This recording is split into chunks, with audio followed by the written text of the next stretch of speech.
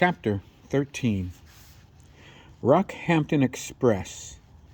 For an express train, it did seem to be somewhat not. There had been multiple stops, many of them unexpected along the way of an already lengthy rail trip. This particular coach was fairly crowded. The bench-style seats held 3 adults comfortably, and nearly every single one was full. For almost the entire journey, he had a bench all to himself. He was several hours from his destination, having traveled through the long night. There had been several times after stopping at various stations that someone had walked by his row.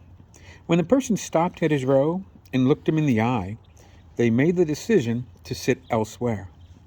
There was no outward reason why time after time different people chose to sit elsewhere. He was not much to look at.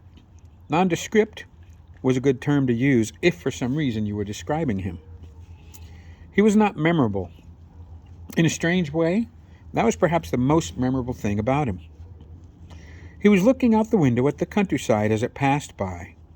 Leaning against the window next to him was a long cloth-wrapped bundle. It was 130 centimeters long and weighed nearly 4 kilograms. They'd been together since the Great War.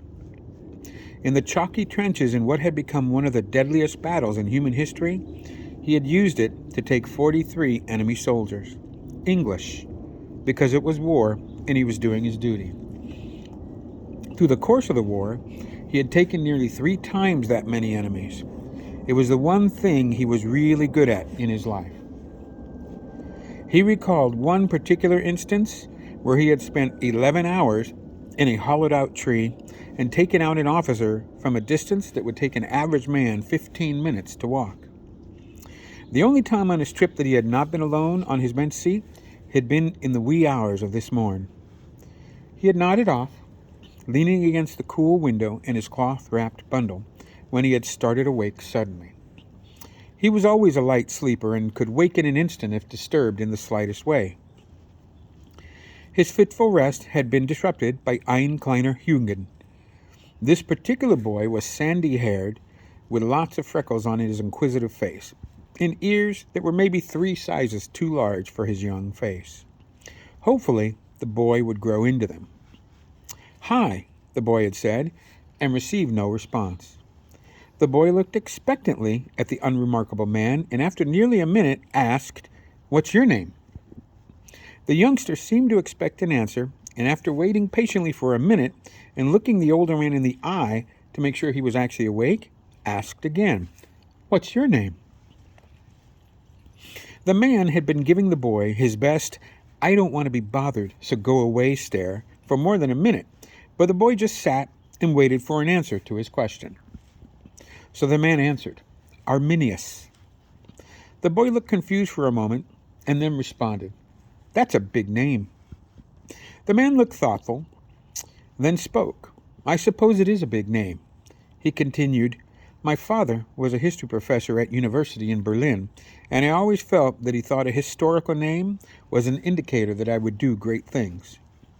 The boy spoke up. "It is a big name, so I will call you Army." The man considered this and then asked, "And what is your name, young master?" "I'm Stevie," the boy told him. "Well, Master Stevie," the man said, "and where is your mutter?" The boy looked confused, so the man asked again, "Your mum, where is your mum?" The boy's confusion could have been due to the heavy Teutonic accent that the man spoke with, or the unfamiliar term for mother. "My mum's asleep," the boy had answered, as he tilted his head to look several rows over. The man looked over to where Stevie's mutter was sitting, dozing on a bench similar to his own. There was a large man next to her, and she was leaning against him as he also slumbered. The man considered for a moment and told Stevie, "It's rather late. Perhaps you should be sleeping as well." The boy nodded his head negatively. "I think it's early." Army thought a moment and gave his opinion to young Stevie. "It seems to me, Master Stevie, that if you have yet to go to bed, that it is late. But if you have been sleeping and are just now arising, well, then it's early." The boy thought on it for a moment. Then a big grin split his face and he said, "That's awful smart, Army." The man nodded slowly in agreement, And then Stevie asked him, "What's that?" The boy was looking at the cloth-wrapped bundle that was leaning against the window. "Well, Barchin," the man said to the boy, "that is a G98. The boy scrunched up his nose, which made his overlarge ears twitch just a bit. "What's that?" he asked. The man touched it and said, "That's a rifle." The boy seemed interested and said, "My Hendis has a rifle. He uses it to shoot squirrels and sometimes conies." The man nodded his head slowly. The boy continued with, "He says them buggers got it coming to them because they get into his cabbages." The boy grinned as he spoke, but then he glanced furtively toward where his mother was dozing and said, "Don't tell my mum." The man got a wry grin on his face and told Stevie, "Your secret's safe with me." The boy kept on. "Do you shoot squirrels and conies?" Army considered his answer before he spoke. He didn't see the need for the boy to know the entire truth. He told the boy, "I shoot bigger things." Stevie nodded his head up and down and asked, "Like cows?" The man thought for a moment and said, "Sure." The boy asked, "Why?" The answer he got was, "Well, people pay me." Stevie wanted to know more, so he asked, "Why?" The man told him, "I'm pretty good at it." The boy seemed content for but a moment and then asked, "Why would people want you to be shooting cows?" The man thought hard on this for several moments, and he could see Stevie leaning towards him, obviously waiting for an answer.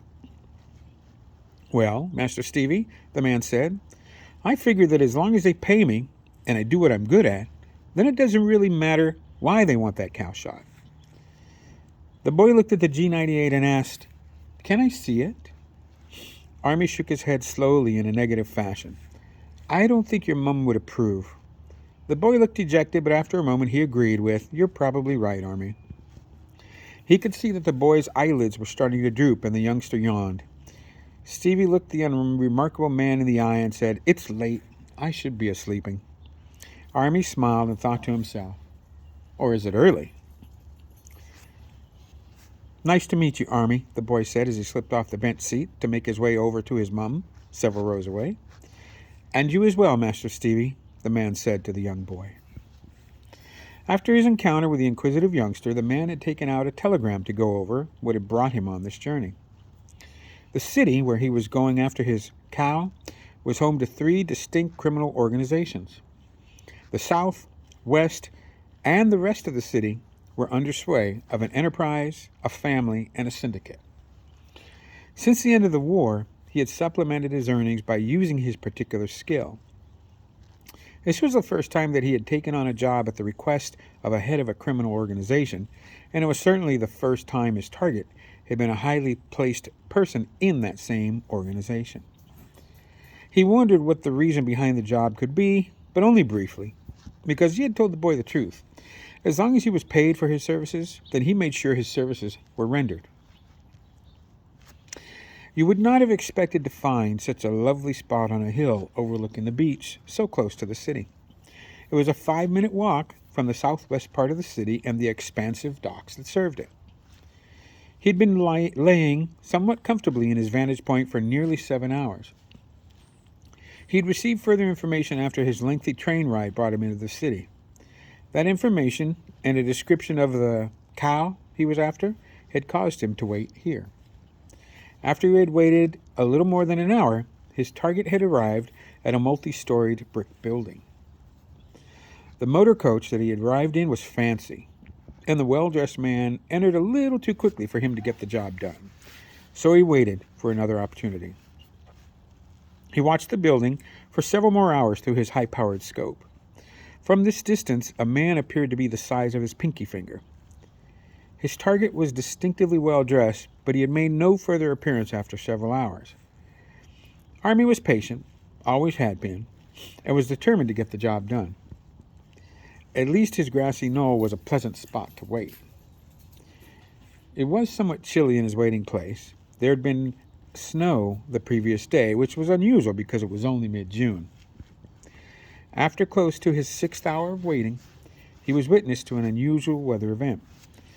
The day had been slightly chilly thus far, but quite sunny. He could see on the beach side of the warehouse that a fog bank was quickly approaching. The speed and depth of the fog bank struck him as odd. He was able to see 3 men approach the building surreptitiously from the beach side. They stood out somewhat because he could tell they were big men. An average man seemed to be the size of his pinky finger through his optics at this distance. 2 of the men were about the size of his finger if he had smashed it with a hammer, and the last of them was about the size of his thumb in his scope. These 3 cows were not his assignment, so he continued to wait. Army did not have to wait much longer. He saw the 3 big men rush out of the building. He could see that one of the men was quite bloody. The thumb-sized man was carrying the bloody one. He saw them take the fancy motor car. They drove off in a hurry. Another half hour of waiting, and he was rewarded with another vehicle arriving, and 3 individuals exited the motor coach and entered the building. Not long after, the 3 individuals left the building. 2 of them were carrying an improvised stretcher, and there was a figure on it. Through his optics, Army was able to recognize the sharp-dressed figure that was his target. If that man had walked out of the building under his own power, then he would have certainly been taken out. That is what Army had been paid to do. But the inert figure on the slab was clearly no longer among the living. He'd seen so much death during the war and after. For much of it, he had been the direct cause. But there was something not quite right about the unmoving form on the improvised stretcher. The word that came to his mind was lumpy. In any case, he knew that his cow was no longer a valid target because he was, in fact, no longer living. Army was almost loath to leave his lovely vantage point, but he had to consider his situation. He had been paid to do a task, but had been unable to complete the task through no fault of his own. He supposed that he should meet with a person who had employed him to do this thing and offer a refund of some sort. He thought that she seemed a reasonable sort and that they should be able to come to some sort of agreement. He packed up his G98, turned it into the familiar cloth-wrapped bundle, and decided he could sit here on this lovely beach hillside for another 15 minutes. Then he would go.